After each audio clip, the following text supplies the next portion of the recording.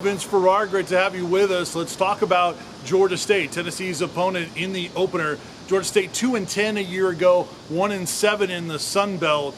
Only the second meeting between the two teams all time. Tennessee won the first one 51-13 back in 2012. Third-year head coach Shawn Elliott leading the Panthers program.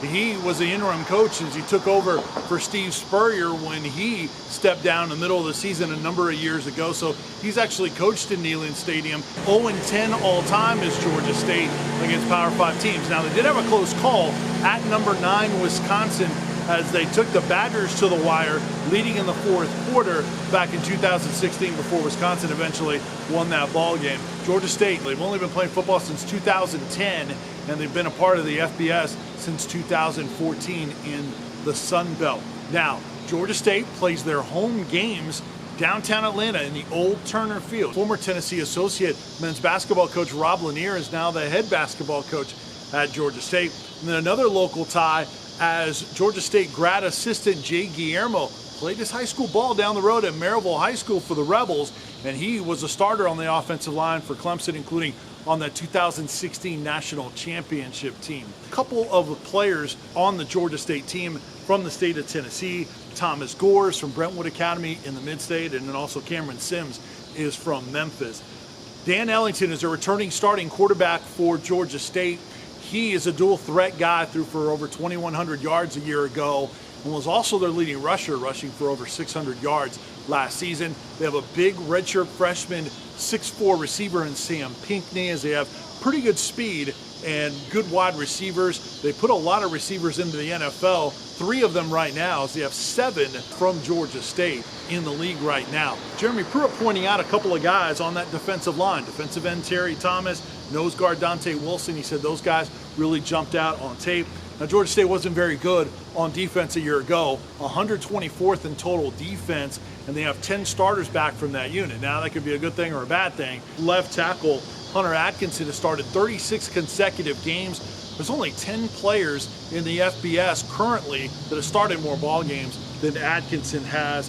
They don't have any 4 or 5-star players on their roster. Tennessee has 4 5-stars and 32 4-stars, so a big difference in terms of the type of recruits that are on the team. They do have 22 3-stars on that Georgia State team.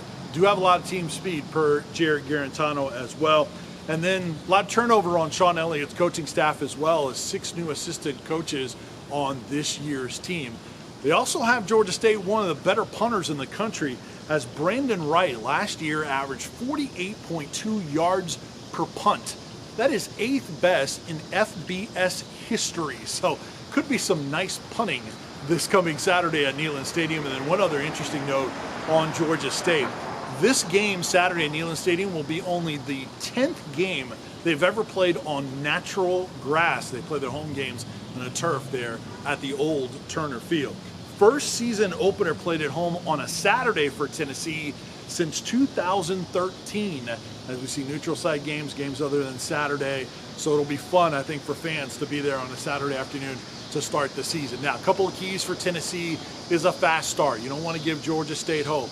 2, you want to be able to play a lot of players. Jeremy Pruitt has talked about that this week, and that he's going to keep things simple so guys can play fast.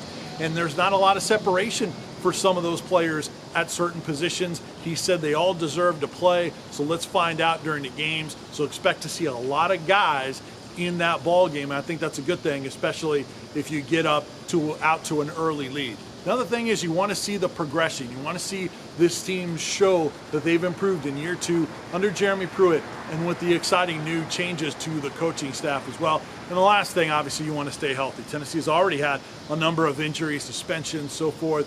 You don't want to add to that as you go into next week's BYU game against a much better team that is going to be very physical at the line of scrimmage. That's our look at the Georgia State Panthers, Tennessee's opponent Saturday at Neyland Stadium. In our UT opponent analysis, we'll do it all season long before each and every Tennessee game.